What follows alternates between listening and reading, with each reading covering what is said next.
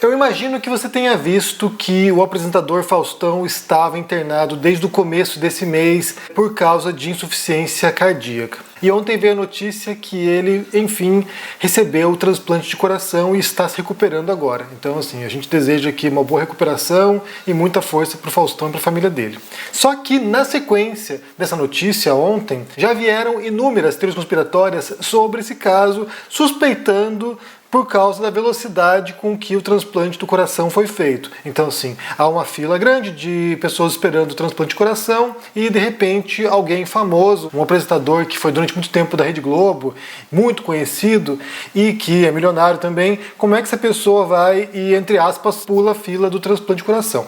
E aí o que aconteceu foi que já rapidamente o Ministério da Saúde emitiu aqui um comunicado, isso aqui foi nas redes sociais, eu quero ler para vocês aqui, a gente vai entender um pouquinho como se forma esse tipo de, mensagem conspiratória, como se houvesse algum plano maquiavélico por trás disso, né? Por que certas pessoas estão ainda aguardando o transplante enquanto que o Faustão recebeu rapidamente um coração?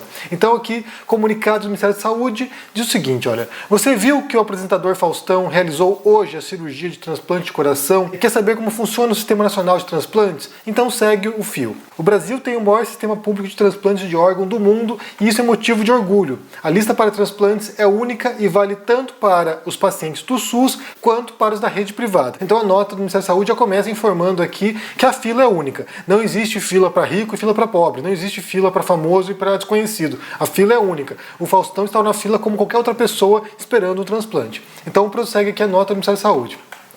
Toda a estrutura é gerenciada pelo Ministério da Saúde, que assegura que as cirurgias de alta complexidade sejam realizadas para pacientes da rede pública e privada, em situação de igualdade.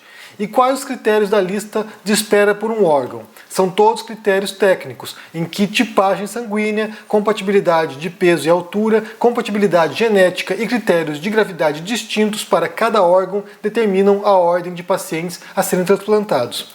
Quando os critérios técnicos são semelhantes, a ordem cronológica de cadastro, ou seja, a ordem de chegada, funciona como critério de desempate. Pacientes em estado crítico são atendidos com prioridade, em razão de sua condição clínica.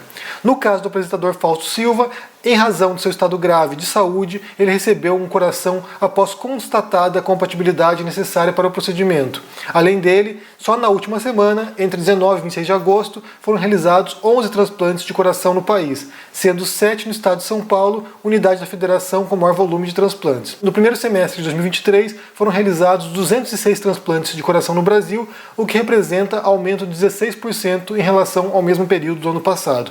Todos os pacientes que realizam transplantes por meio do SUS recebem assistência integral, equânime, universal e gratuita, incluindo exames preparatórios, cirurgia, acompanhamento e medicamentos pós-transplante. Então aqui eles mandam aqui também o link para quem quiser saber mais sobre como funciona o Sistema Nacional de Transplantes. Eu vou pôr para vocês aqui o link no comentário fixado desse vídeo. Então é importante, inclusive, essa resposta rápida do Ministério da Saúde para esclarecer esse tipo de coisa, porque quando surge uma teoria conspiratória, quando surge, uma notícia, uma fake news, por exemplo, ela se espalha muito rapidamente. Durante a pandemia do Covid, quando estava no auge da pandemia, a Comissão Europeia ela preparou um tutorial, na verdade, uma explicação de como funcionam as teorias conspiratórias e como enfrentá-las, como compreender o funcionamento delas. Eu vou ler para vocês aqui quais são as características de uma teoria conspiratória, porque havia muitas delas durante a pandemia, explicando a origem, explicando entre aspas também aqui, tentando explicar a origem da Covid, onde teria surgido, como ela se propagou, se havia algum objetivo por trás disso dos comunistas, ou seja, sempre tem aí um agente secreto por trás disso também. Eu vou ler para vocês aqui o texto da Comissão Europeia, isso aqui é uma tradução, O que são teorias da conspiração? Por que elas prosperam? Por que elas se propagam, O que são elas? A crença de que certos eventos ou situações são secretamente manipulados nos bastidores por forças poderosas com intenções negativas. As teorias da conspiração têm essas 6 coisas em comum. 1. Uma suposta trama secreta. 2. Um grupo de conspiradores. 3. Evidências que parecem, evidências entre aspas aqui, evidências que parecem apoiar a teoria da conspiração. 4. Elas sugerem falsamente que nada acontece por acaso e que não há coincidências. Nada é como parece e tudo está conectado. 5. Elas dividem o mundo em bom ou ruim. 6. Elas culpam pessoas e grupos.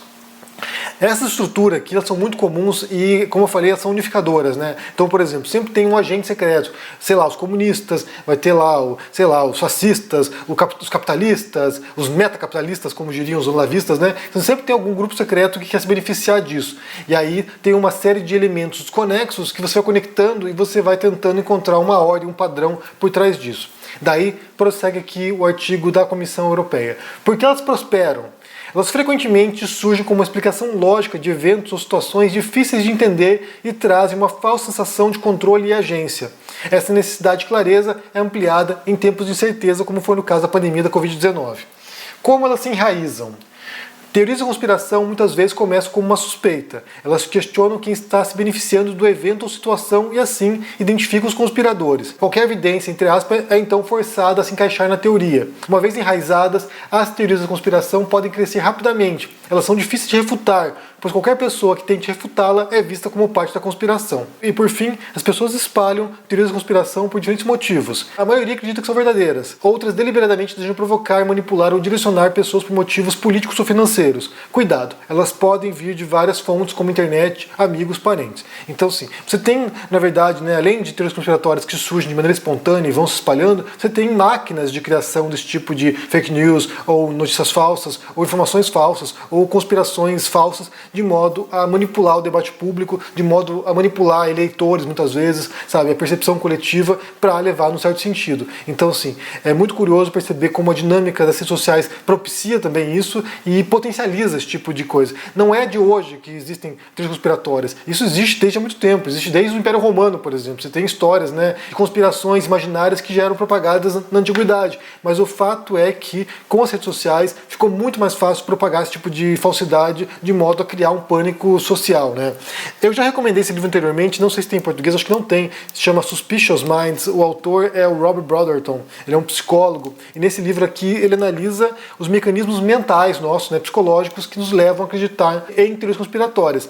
O fato é que todos nós, de um modo ou de outro, ou com maior quantidade ou menor quantidade, somos propensos a cair nesse tipo de história, né, nesse tipo de conspiração imaginária. Existem teorias conspiratórias de esquerda, de direita, religiosas, sabe, laicas, mas o fato é que todos nós temos mecanismos mentais nossos, psicológicos, de sobrevivência, inclusive, evolutivos, que nos levam a tentar buscar agentes quando os eventos, quando a situação parece desconexa, ou parece não fazer sentido. Então a gente vai tentar buscar algum tipo de coerência, algum tipo de lógica, e desse modo a gente reúne pontas soltas, né, sabe, elementos dispersos na realidade para tentar conectá-las e formar um padrão. Nossa mente opera desse modo, né, tentando buscar padrão, tentando buscar agência. Então há uma predisposição natural nossa a acreditar nisso. A única resposta para evitar cair esse tipo de história é o senso crítico, sabe, o pensamento racional, é você dar muitos passos para trás e tentar investigar uma informação, tentar investigar como funciona um processo, ou sei lá, um fenômeno, de modo a não cair nesse tipo de armadilha. Por exemplo, como eu falei, a resposta dada pelo Ministério da Saúde foi muito rápida e eu acho que, em tese, pelo menos, deveria ser eficaz para tentar controlar um pouco esse tipo de especulações mirabolantes sobre o transplante do Faustão. Então, assim, basta se informar, basta você buscar onde está a fonte confiável e, a partir disso, refletir sobre o mundo, sobre a realidade. Só uma observação aqui, que não tem a ver com a teoria conspiratória sobre Faustão, mas tem a ver com o SUS. É claro que há muitas questões, há muitos pontos a serem criticados ou questionados em relação ao Sistema Único de Saúde. Há muitas coisas que poderiam melhorar, inclusive, né? Mas o fato é que o brasileiro tem uma sorte tremenda de ter um sistema de saúde universal e que todo mundo é contemplado, como nesse caso aí do transplante. Eu ouvi gente dizendo aí que um transplante dessa natureza nos Estados Unidos custaria milhões de dólares, o que me parece bastante plausível.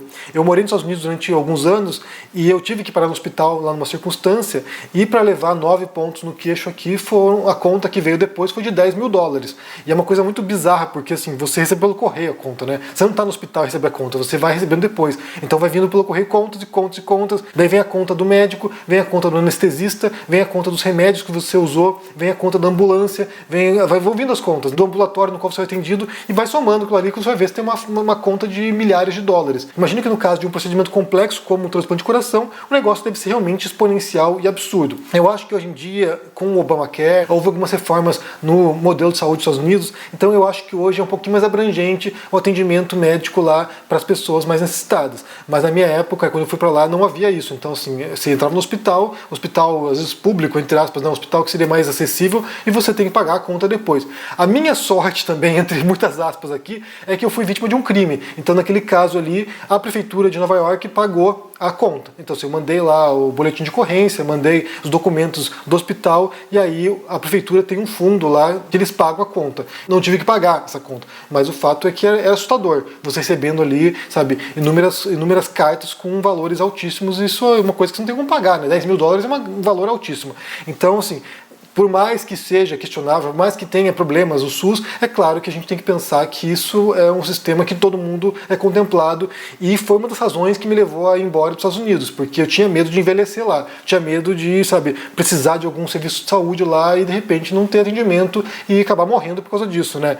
Foi logo depois que eu vi um documentário chamado Sickle, eu não sei qual a tradução em português, mas é um documentário do Michael Moore, no qual ele comparava os sistemas de saúde do mundo inteiro, de vários países, né? França, acho que Alemanha, se não me engano, Cuba, Reino Unido, comparando com os Estados Unidos. E era absurdo você perceber que países muito mais pobres que os Estados Unidos tinham um sistema bastante completo e bastante abrangente, enquanto que a nação, que na época era mais rica do planeta, não tinha. Então, quando a gente compreende como funciona o SUS, e eu não tenho a menor dúvida de que na pandemia o colapso social não foi pior no Brasil, porque havia essa base de suporte aí, segurando um pouco as pontas dos brasileiros, né? Mas só para desmistificar essa história envolvendo o Faustão agora, é importante compreender como as coisas funcionam realmente e não propagar falsidades na internet, né? É claro que, como eu falei, isso pode gerar uma suspeita, né? O cara famoso, rico, mas o fato é que nessa fila do transplante ele teve prioridade por várias razões, até por condições próprias da situação dele. Eu vou deixar o link da explicação do Ministério da Saúde aqui para vocês, vou deixar o link também desse livro para quem quiser conferir, é bem interessante, porque, como eu falei, explica como nossa mente funciona e por que a gente compra esse tipo de história mirabolante, fantasiosa,